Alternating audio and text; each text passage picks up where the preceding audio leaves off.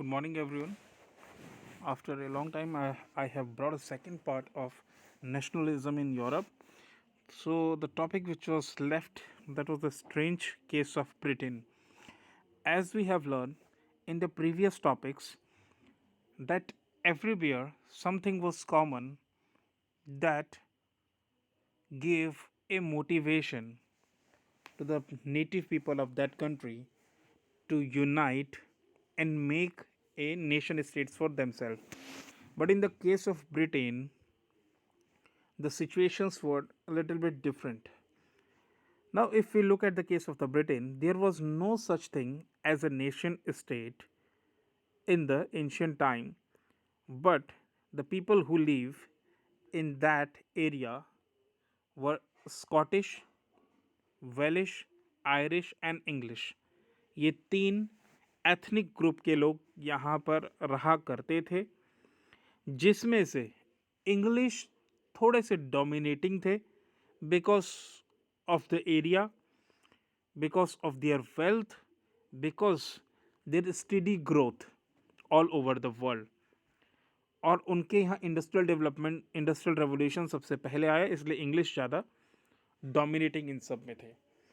सो हम ये मान सकते हैं कि जो इंग्लैंड का नेशन स्टेट या यूनाइटेड किंगडम का ब्रिटेन का नेशन स्टेट बनने के प्रोसेस है, उसका सेंट्रल आइडिया या सेंट्रल पावर ब्रिटेन का इंग्लैंड ही था। तो इंग्लैंड में एज यू नो कि मोनार्की है, England is known as the mother of all the democracies. So 1688 में मोनार्की से पावर पार्लियामेंट के पास आ गई और यहीं से शुरुआत हुई ब्रिटेन के नेशन स्टेट बनने के लिए। इम्पॉर्टेंट चीज़ें क्या है, 1707 में एक्ट ऑफ यूनियन पास हुआ, जिसने सबसे पहले इंग्लैंड के साथ ऐड कर दिया स्कॉटलैंड को, और इंग्लैंड और स्कॉटलैंड मिलकर के बन गए ग्रेट ब्रिटेन। अब हुआ यूं कि जो ब्रिटिश मेंबर्स थे पार्लियामेंट में, उनका डोमिनेंस बहुत ज़्यादा हुआ करता था, पॉलिटिकली भी कल्चरली भी वो स्कॉटिश को सप्रेस करना शुरू कर दिया। अब क्योंकि ब्रिटेन में प्रोटेस्टेंट लोग ज़्यादा रहते हैं और स्कॉटलैंड में कैथलिक ज़्यादा हैं, तो उन्होंने कैथलिक्स की इंडिपेंडेंस पर रोक लगा दी। कैथलिक्स को अपनी गैलियक डायलेक्ट वाली लैंग्वेज, उनके ड्रेसेस, उनके कल्चर, उनके ट्रेडिशन को भी फॉलो नहीं करने दिया जाता था और इंग्लिश को उनके ऊपर थोप दिया। उसी तरीके से आयरलैंड के साथ भी ऐसा ही कुछ हुआ कि आयरलैंड भी दो किस्म के लोगों के बीच में बटा हुआ था, प्रोटेस्टेंट एंड कैथलिक। प्रोटेस्टेंट की हेल्प करके आयरलैंड को भी मिला दिया गया इंग्लैंड में 1798 में, और फिर फाइनली 1801 में ये ऐड हो गया ग्रेट ब्रिटेन में और इससे बना यूनाइटेड किंगडम। ओके, तो यहाँ के एक इम्पॉर्टेंट रेवोल्यूशनरी हैं वुल्फ टोनी, जिनका जो रिवॉल्ट था वो फेल हो गया 1798 में। मैंने पहले गलती से बोल दिया 1798 में। 1798 में इनका रिवॉल्ट फेल हुआ और 1801 में फाइनली ये तीनों, स्कॉटलैंड, इंग्लैंड एंड आयरलैंड, ये तीनों कंबाइन होकर के बन गए यूनाइटेड किंगडम, जिसमें जो मेन पावर थी वो इंग्लैंड के लोग थे और इंग्लिश यहाँ की नेशनल लैंग्वेज बन गई। फिर एक नेशन स्टेट को, अपने नेशन स्टेट जो यूनाइटेड किंगडम, उसको रिप्रेजेंट करने के लिए इन्होंने एक नया फ्लैग निकाला जिसे कहते हैं यूनियन जैक, और नेशनल एंथम था God save our noble king, और इंग्लिश यहाँ की डोमिनेटिंग लैंग्वेज बन गई। नाउ अगला टॉपिक है हमारे सामने विजुअलाइजिंग इन नेशन। जैसे कि आप जानते हैं कि नेशन स्टेट से पहले यूरोप में सभी जगह मोनार्की थी, राजा था। राजा को रिप्रेजेंट करना थोड़ा सा आसान होता है क्योंकि उसकी पोर्ट्रेट ड्रॉ की जा सकती है, लेकिन लोकतंत्र जहाँ पर कोई प्राइम मिनिस्टर या प्रेसिडेंट कंट्री को रूल नहीं करता, बल्कि वो एक रिप्रेजेंटेटिव होता है पीपल का, यानी पीपल का राज है, लोगों का राज है, तो ऐसे देश को कैसे रिप्रेजेंट किया जाए। तो आर्टिस्ट ने एक नया रास्ता अपनाया कि क्यों ना देश का पर्सोनिफिकेशन कर दिया जाए, देश को किसी इंसान या फीमेल फिगर के थ्रू रिप्रेजेंट किया जाए। ये फीमेल फिगर एक्चुअल में प्रेजेंट नहीं होती थी। लास्ट ईयर के बोर्ड में ये क्वेश्चन आया था कि मेराइन जो है क्या वो एक रियल फ्रीडम फाइटर थी या नहीं थी। तो यहाँ पे क्लियरली लिखा गया है कि एक पर्सोनिफिकेशन इमेजिनेशन है, नेशन का पर्सोनिफिकेशन किया गया है, ठीक है। और उस जैसे इस और उसी को आप एक नेशन की इमेजिनेशन मान करके उसके नाम पर पेट्रियोटिज्म या देशभक्ति को निभा सकते हैं। जिस तरीके से फ्रांस के जो फ्रेंच रेवोल्यूशंस के आइडियाज़ थे, liberty, justice and Republic, in idea को रिप्रेजेंट करने के लिए उन्होंने जो फीमेल फिगर का नाम चुना वो था मेराइन। ये क्रिश्चियन नेम है, तो ये एक तो धर्म से भी इसका जुड़ाव है, साथ में ये फीमेल फिगर देश को पर्सोनिफिकेशन करने के लिए परफेक्ट नज़र आती है। इसी तरीके से अगर हम जर्मनी की बात करें तो ये जो बुक में ये जो तस्वीर है ये जर्मनी की फीमेल फिगर जर्मेनिया की तस्वीर है, जो कि जिसके सर पे क्राउन है ओक लीव्स का, जो कि जर्मनी में हीरोइज्म का एक सिंबल है। तो आपको ये दो चीज़ें ज़रूर पता होनी चाहिए कि मेराइन जो है वो फ्रांस की फीमेल फिगर है और जर्मनी की फीमेल फिगर है।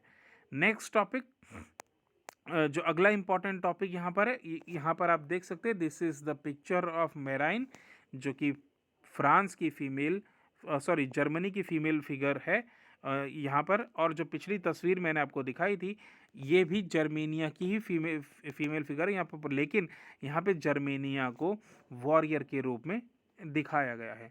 नेक्स्ट टॉपिक है नेशनलिज्म एंड इम्पेरियलिज्म। तो यहाँ पे दो विपरीत बातें आपको देख सकते हैं। नेशनलिज्म यानी आपके अंदर में, देश के लोगों के अंदर में एक जुड़ाव, एक नेशन, एक कल्चर, एक स्टेट से होने की फीलिंग होना।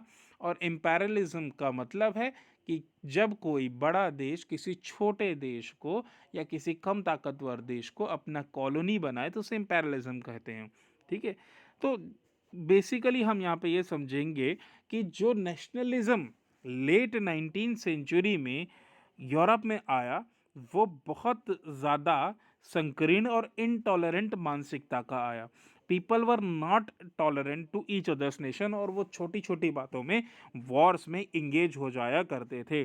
तो सबसे बड़ा जो टेंशन का रीज़न बाल्कन रीजन था। Okay, if we will look at the map, this is the Balkan region. यहाँ पर जो ये टर्की के आसपास का जो ये एरिया नज़र आ रहा है ये बाल्कन रीजन है। This is actually the Balkan region, Mediterranean sea के ऊपर, और यहाँ पर ब्लैक सी के वेस्ट में ये बाल्कन रीजन है। अब यहाँ पे टेंशन का रीज़न क्या है, तो एक्चुअल में आज हम जो बाल्कन रीजन में देखते हैं यहाँ पे बहुत सारी कंट्रीज़ हैं, जैसे कि Romania, Bulgaria, Albania, Greece, Macedonia, Croatia, Bosnia, Herzegovina, Slovenia, Serbia, Montenegro. इस तरीके की बहुत सारी यहाँ पे कंट्रीज़ हैं जिनको ब्रॉडली सेल्विस कहा जाता था। और इस बाल्कन रीजन में बहुत समय से ऑटोमन एम्पायर, जो कि मुस्लिम एम्पायर है, उन मुस्लिम एम्पायर था, उसका कंट्रोल था। अब जैसे कि जिस तरीके से ग्रीस, फ्रांस, इंग्लैंड, इन जगह में ये नेशनलिज्म के आइडियाज़ आ रहे थे, उसी तरीके से यहाँ के लोगों को भी ये फील होना शुरू हुआ कि इनका ऑटोमन एम्पायर से किसी भी तरीके का कोई सिमिलैरिटी इनके अंदर में नहीं है, और इन्होंने भी अपने अपने तरीके से इंडिपेंडेंस की मांग करनी शुरू कर दी। धीरे धीरे ये स्टेट्स इंडिपेंडेंट तो होने लगे, लेकिन ये ज़्यादा से ज़्यादा एरिया को कैप्चर करने के लिए आपस में ही राइवलरी इनकी हो गई।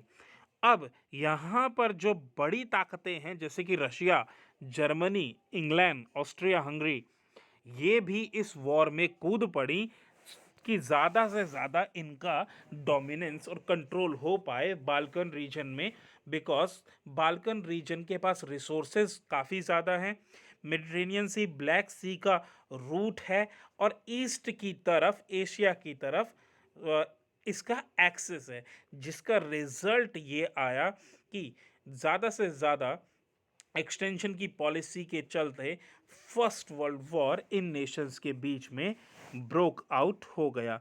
तो ये तो था टॉपिक, नेशनलिज्म किस तरीके से आगे जा कर के ग्रो हुआ।